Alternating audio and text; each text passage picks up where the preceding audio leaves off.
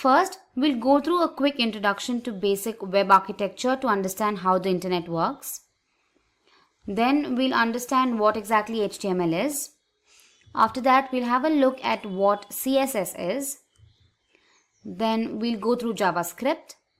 And in the end, we'll create a simple web page using HTML and CSS to gain a better understanding of the HTML tags. So without further ado, let's begin. Now, what exactly is the basic web architecture? Now, web architecture is made up of three essential elements. That's the website, that is the front end of a web application that is visible to the user. Then there is the server, which constitutes the back end of a web application and holds and manages all the data. And finally, there's the IP address, that is the address assigned to a website in order to be accessible on the internet.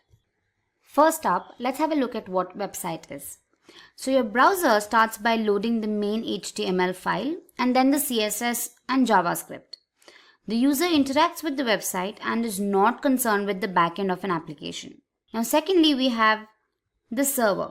Once you've developed your website, you'll have to host it on your server to make it accessible on the internet.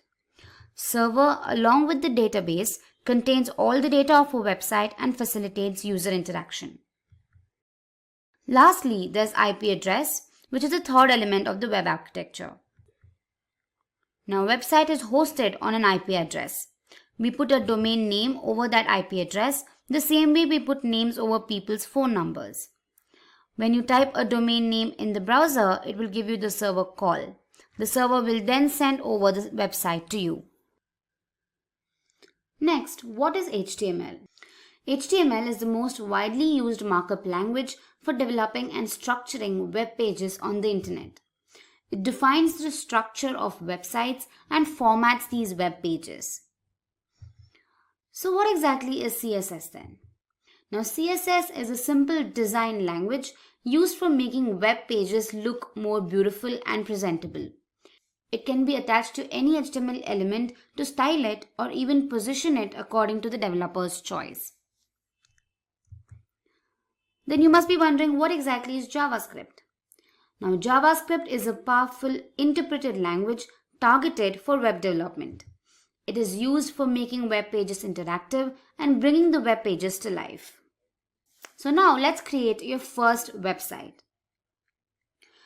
Now, HTML, short for Hypertext Markup Language, is the coding standard for documents designed for web browsers, consisting of a series of elements or tags, and which can be used to structure a web page, right? So these elements can include headings, paragraphs, div containers, tables, and more. HTML tags are nested, meaning there are opening and closing tags with the content in between those tags. So now let's write a simple HTML code that will help you understand the basics of the language. So for this, I'm using the text editor, that is Visual Studio Code. You can go ahead and download this text editor from their official website. So here I've created a simple .html file in my VS Code and I've added the initial HTML files. Now let me explain to you one by one. Now doc type is not so much of a tag, but it is more of an instruction. Now this indicates the browser that the document type to be served to the user is in fact an HTML document. Now this doc type instruction should always be included at the very top of your HTML page. Next up, you have the HTML tag that is used to contain all the web page's HTML code, right? So it contains an opening and closing tag with contents in between them. The HTML tag can also have attributes. Now, for example, there's the lang attribute allowing you to specify the spoken language of the contents of the page. Followed by the HTML tag, there's the head tag. Now, this is the first section of the code that contains all of the information about the web page's properties, links, and more. It could have page's title, description, additional meta tags, and CSS code. So here I've used the title tag, and let's give a title, say HTML in 10 minutes. Alright. You can also add CSS to the head tag by using the style tag and change the display styles of HTML elements that are being used. The next section is the body tag. Now the body tag contains all the displayable contents of your web page, including headings, paragraphs, div containers, tables, and more. Now, the HTML header tags are used to add headings to a web page. There are several types of headings available for developers to add to a web page, right? So first up, let's have a look at them. I'm going to create a simple h1 heading tag, and the message I'm displaying is this is the first heading. Alright. After this, I'm going to add a paragraph tag which creates padding in the top and bottom of the element to help separate the text between each paragraph. Right? So I'm going to add a p tag and say this is the paragraph tag. After this, let me add a simple h2 tag, which is another heading tag, and say this is the second heading.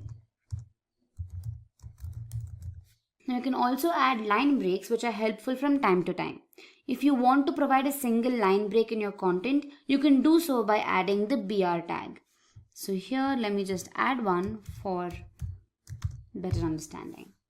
Now the HTML div tag defines a division or a section in an HTML document that is used as a container for other HTML elements.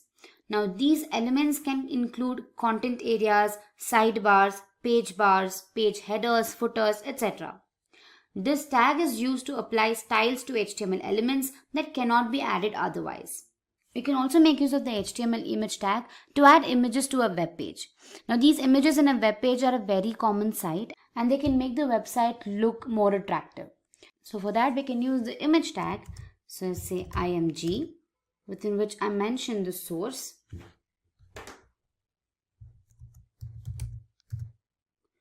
I'm adding the HTML logo, so let me just mention that here. And then I'm going to provide width for it and then a specific height. Alright, so when you save the file and when you look at the browser, you can see that the first heading is displayed, then your paragraph tag is displayed, followed by the second heading and then the image. Now let me show you how you can add styles for some of these headings and paragraph tags. So here back in my first heading tag, let me just say styles and let me change the font of the content that is being displayed, and I'm going to change it to Career New. And for my paragraph tag, let me display the content in italics, so I'll say font style and make it italics. So let me save this, and when I look at the browser, you can see that the font has changed and so has the font style here. So now we've covered a few important HTML tags used to develop a web page. Now there are many other tags available for almost everything you'd want to add to a web page. Now all of these are available on the internet for you,